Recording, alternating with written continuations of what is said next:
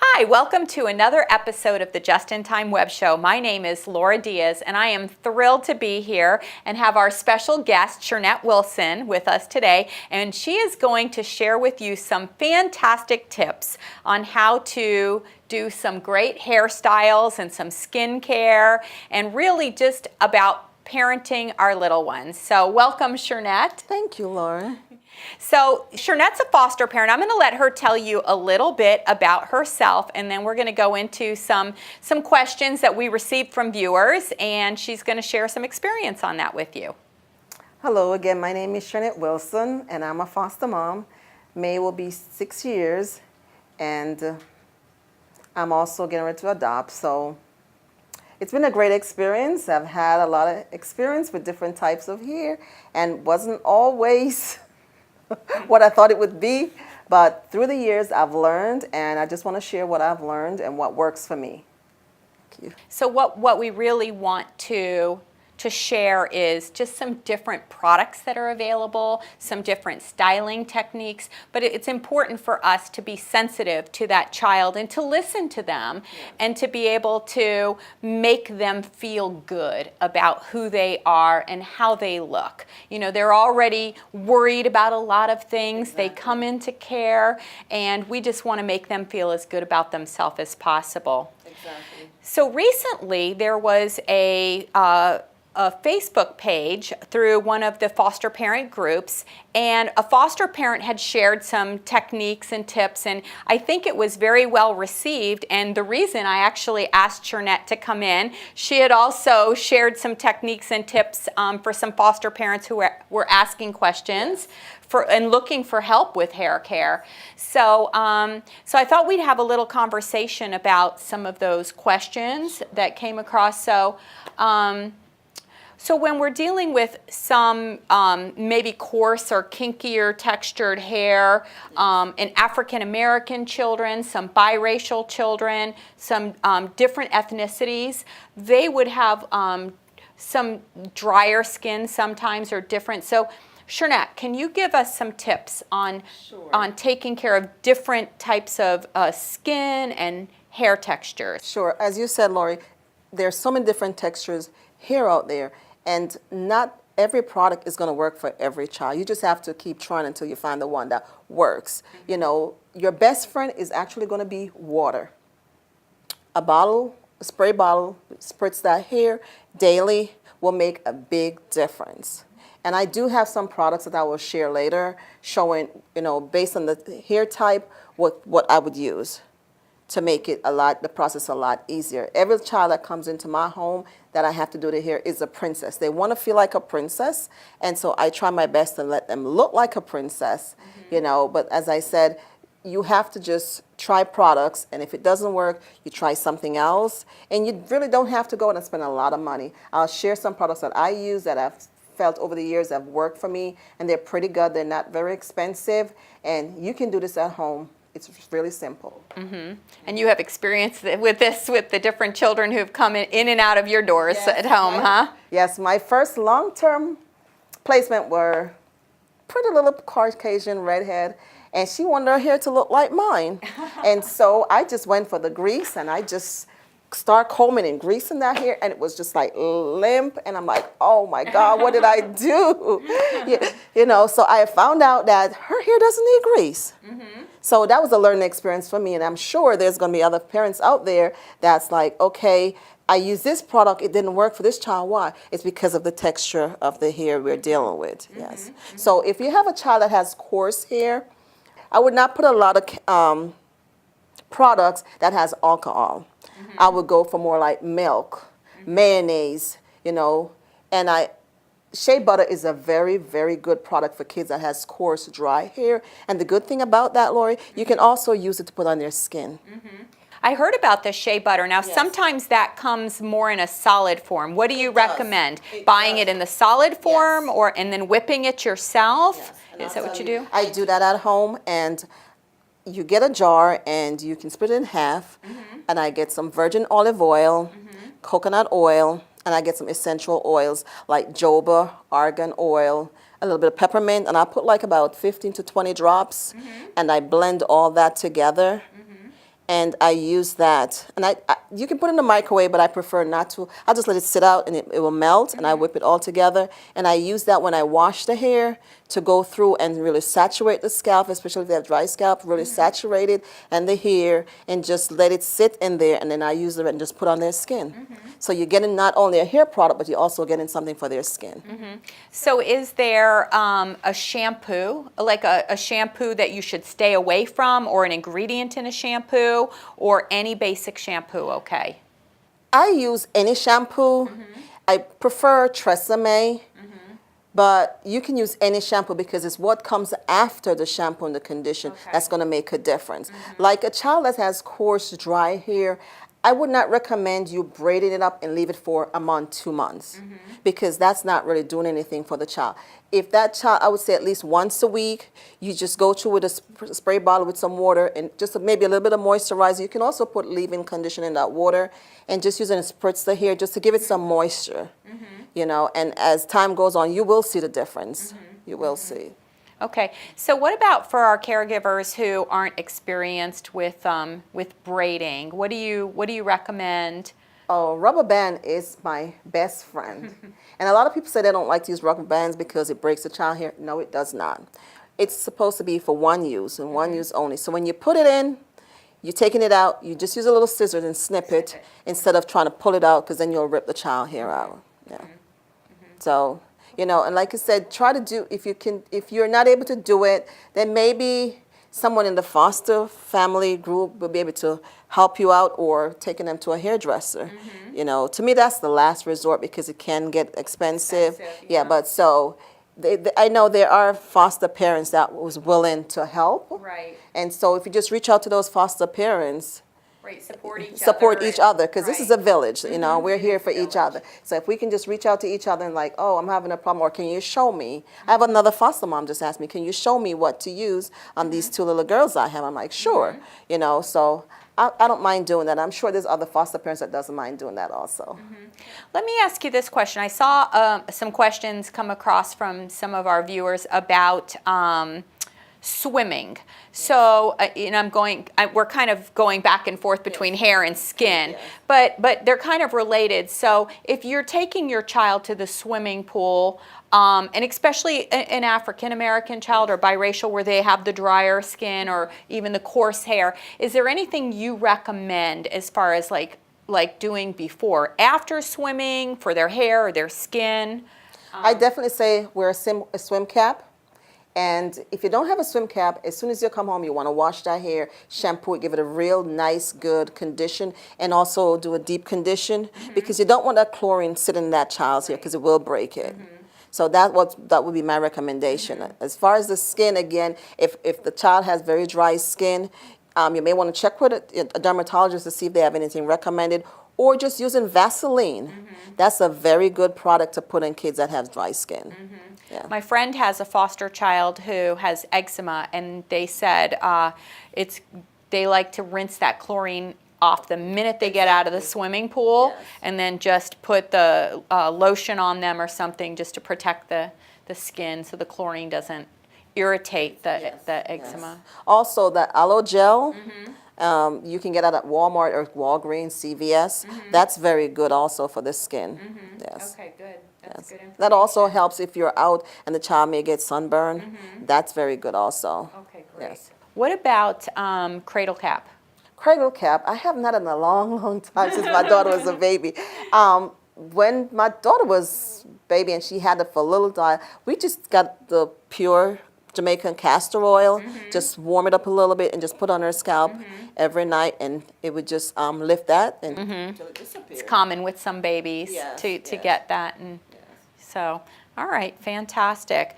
So what are some of the things that you do when you are when you have a new placement come in? You want to prepare them for doing their hair. Do you have some conversations with them about styles, or even just to start engaging with them about, some children are they're not used to us, and now we're going to be in that situation of putting our hands in their hair, and it's also kind of a time where you can start to get to know them better and talk to them. What are you some thoughts that you have about that? I have been fortunate because I like to do hair.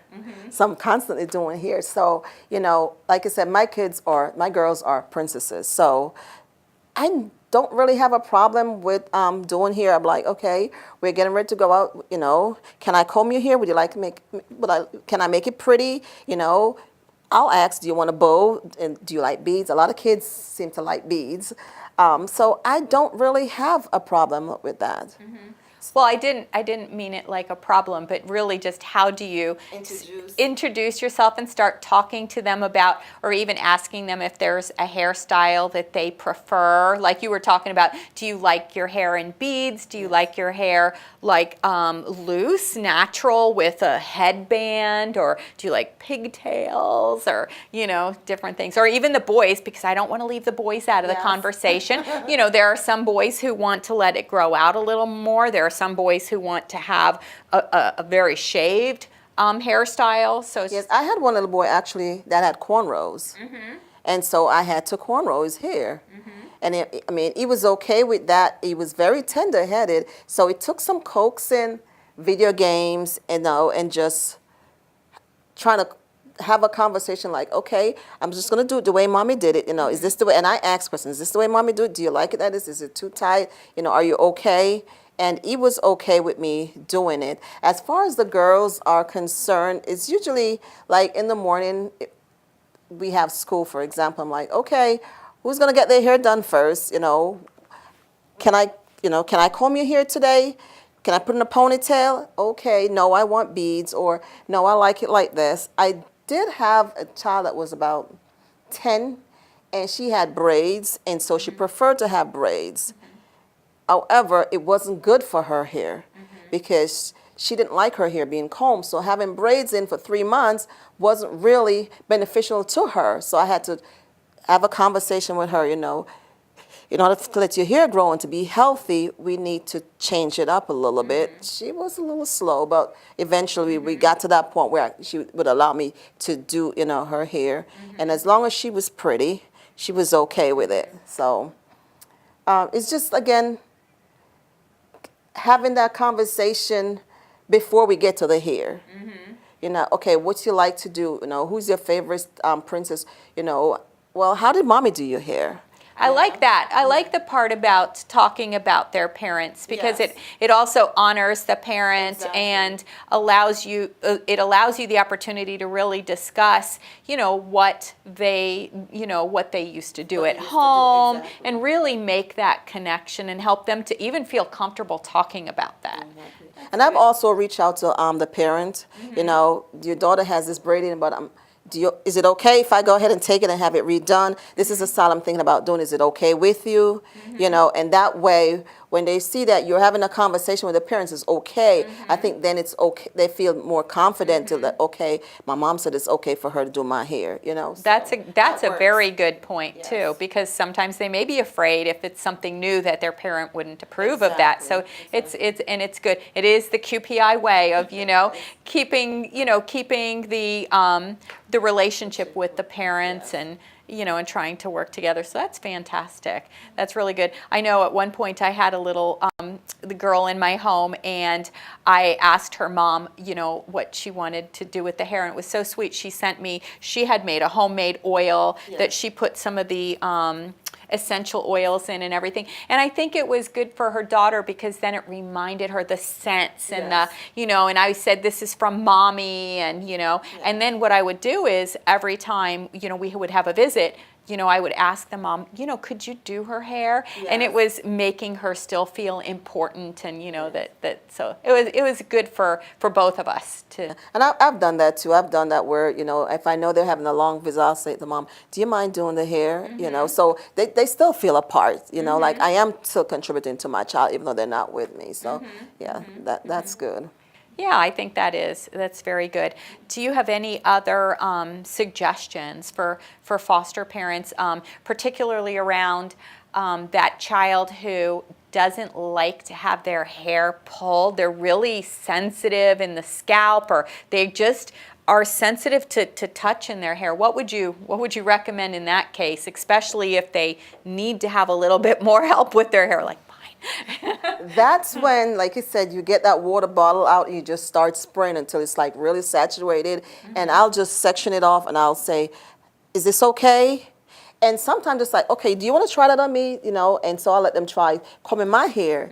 Okay, that's okay. So can I try that on you? And so you go back and forth. Oh, that's a great idea. That works for me. Yeah, I like that. I do. Because then they feel like they're getting to do the same thing. Yeah. Exactly. So, you know, I look crazy when I'm finished. But it works. It works. Yeah. I like that idea.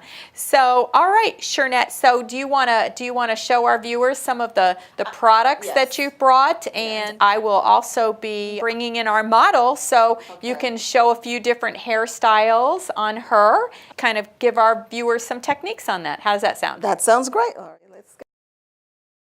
All right. So this is the African shea butter, and this is what it looks like when all the ingredients are put together. And that's basically, like I said, just using some coconut oil, where we have some castor oil, tea tree oil,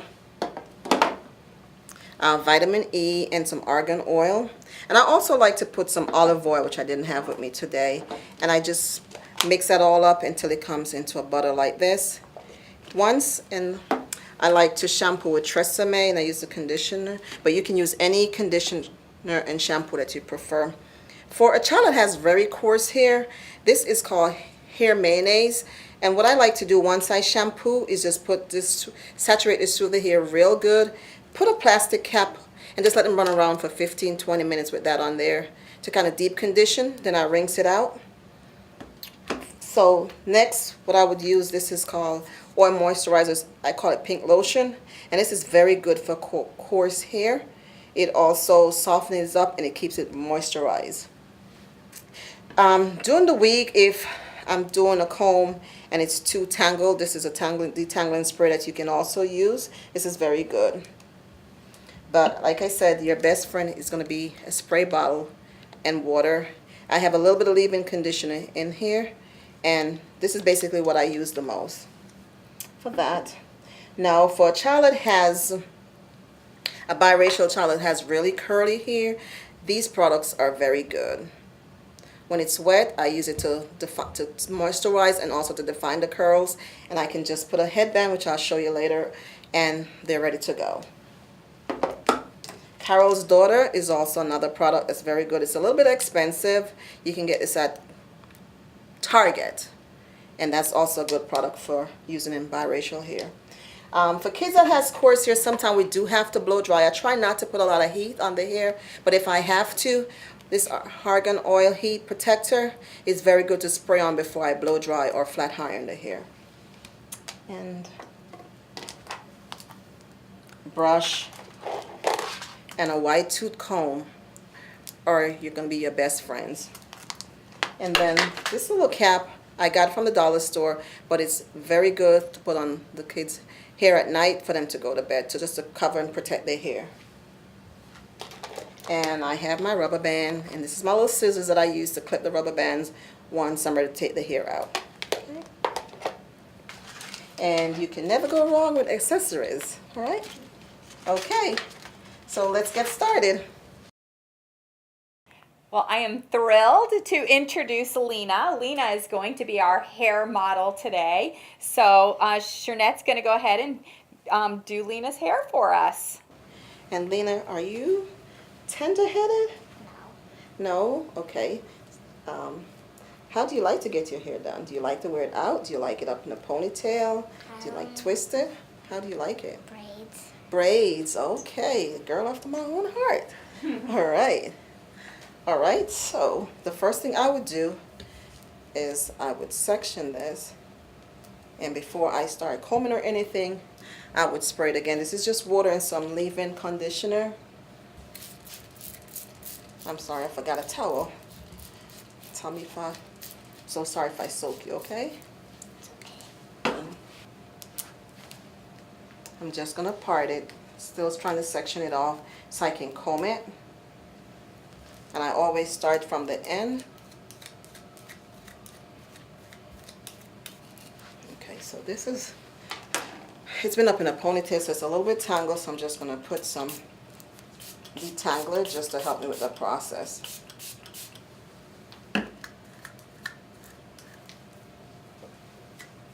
And it takes time, you know, just take your time. I usually sit and watch TV while I'm doing this. And once I wash it, I don't usually let it get dry before I do this. I usually do this as soon as I wash it.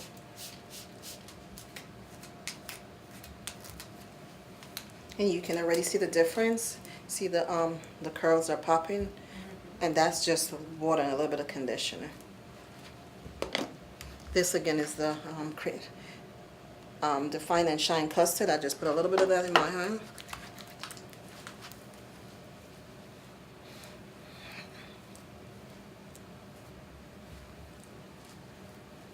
And just work it through the hair. And this is the coconut curling cream. I just use a little bit of that. That smells really good. It does, doesn't it? Yep. So not only are they looking, the hair is going to look nice and it's well moisturized, but it also smells very nice. It's white right now, but it will dry clear, so I don't worry about the way it looks right now. And this is good even after just coming out of the swimming pool. Swimming, you give it a nice good shampoo, and you do this, and you're ready to go.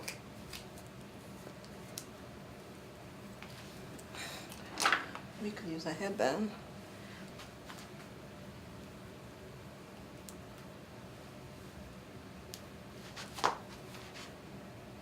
Let's do this one.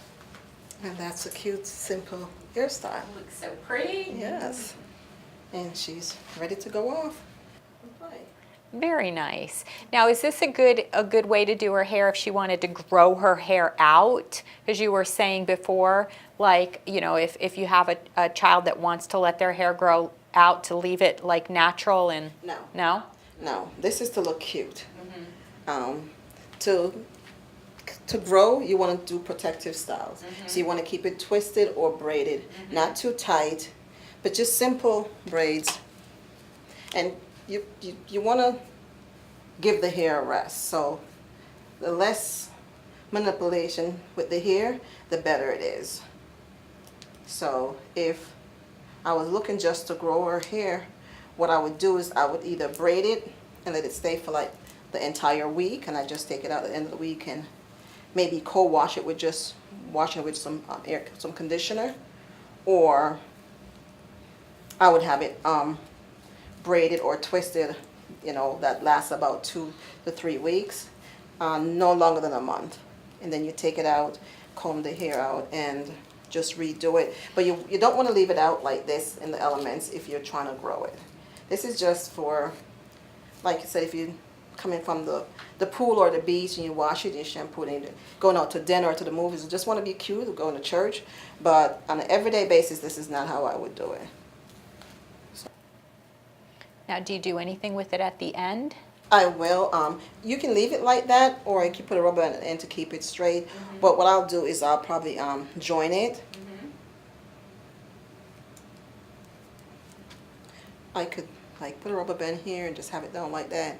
And you could either put beads on the ends or, like I said, colorful rubber bands.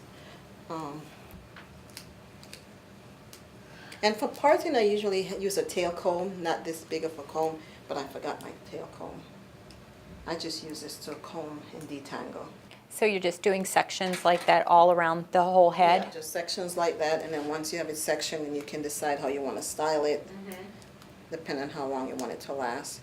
And a style like this, I would probably do like Sunday night. So, because usually when I do this, I intend it to last all week. And so just to describe the technique that you're doing, so in case they can't see you too close, you're just twisting the... I'm just like 2 strong twisting, yes. Twisting it. Yes. And there's no rhyme or reason to the way I part. It's just however you want to part it. You know, it doesn't have to be any particular way. That's what takes the most time, huh? It's Yeah, working detangling, the yeah. tangles out, yeah. Yes. So it's easier when they are fresh out of the shower and Yeah. it's still really wet, yeah. Once you have the conditioner in there, you comb the conditioner through, it's a breeze. But this is for the child that just came to your home, and this is, you know, the hair is all dry. This is how you would just detangle. You don't want to pull because then you want to tear the hair out.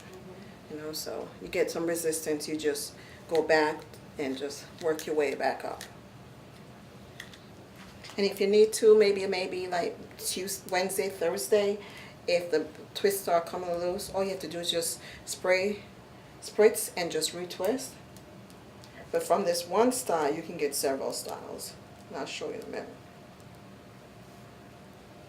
It can be worn, tighter, but it can be worn up like that.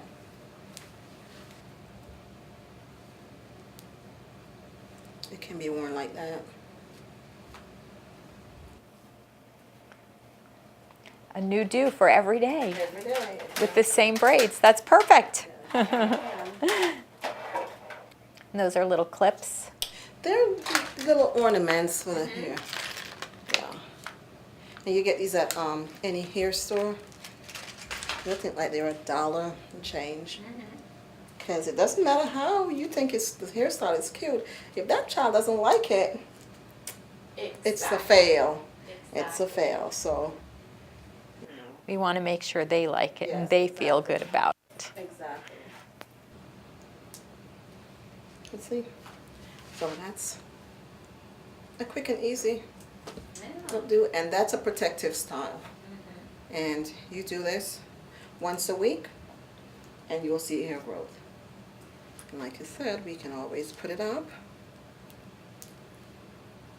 Put it up, and we just put some more on the ends, or we can put little beads or colorful rubber bands on the ends. Most importantly, at night, you want to put a silk scarf just over the child's hair like this to protect from the abrasion of the pillowcase, unless they're sleeping on a silk pillowcase, like that. That's how my girls go to bed at night. And that's it. Did I do good? Thank you. So Shernette, that was a perfect example. Lena, had never really had her hair done, and look how excited and happy she was with the outcome. And like you said, that's what this is all about. It's just making them feel good about themselves, and also I think equipping our caregivers with some techniques. So now I feel ready to twist. That's not too hard. I think I can handle that. That's why I went to twist instead of the braid, because I think that was easier. Yes. Yeah, so this was fantastic. Do you have any other suggestions or kind of parting thoughts for our viewers that you'd like to share, since you've had a lot of experience doing hair? Just don't be scared. Just try. Even if it doesn't come out as nice as you think it should, just keep trying. Don't give up. Just go at it. Just keep going at it, and eventually you will be able to, have it looking as perfect or almost as perfect as you'd like. But I just say, just do your best. Again, once a week. If it's really coarse, dry hair, you want to keep it in a protective style. You want to keep it moisturized. I cannot stress that enough. Keep the hair moisturized, and it will make a difference. It will definitely make a difference. Yes. Very good. All right. Well, thank you, Shernette, for coming in today and sharing this with us and doing Lena's hair. And congratulations on your upcoming adoption. How exciting. Yes. And that's one of the things about QPI that I have to say I love is, our experts are our caregivers. And like you said earlier, having just the supports and taking a village. And so we so appreciate you coming in here today. And my pleasure. Thank you to all of our viewers for joining us. We hope you found this helpful and informative. And as always, we are here for you. The Just-in-Time Web Show and our Just-in-Time training website is for you. And if there's ever any topics or any training that you need, don't hesitate to reach out to us. You can use the Request Training Now button on our website, or you can send me an email to qpiflorida@usf.edu, and I would love to set up a training to meet your specific needs. So thank you for everything you do. Thank you for caring for our little ones and even our big ones and just all these kids in care, and we hope to see you again soon.